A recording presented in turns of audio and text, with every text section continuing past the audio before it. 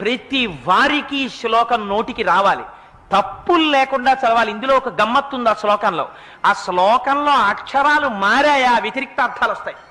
అందుకని తప్పులు చదవకుండా చక్కగా చదవడం నేర్చుకుని చిన్న చిన్న పిల్లల దగ్గర నుంచి అలవాటు చెయ్యండి.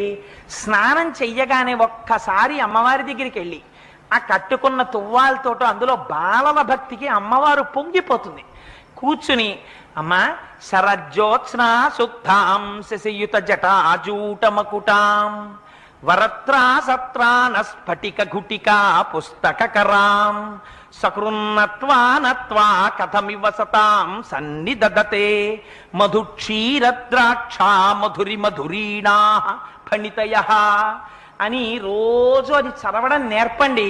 మీరు 1,00,00,000 రూపాయలు ఇచ్చినప్పుడు మీ మనవణ్ణి రక్షించుకున్న కన్నా ఈ ఒక్క శ్లోకాన్ని మీ మనవడికి మీరు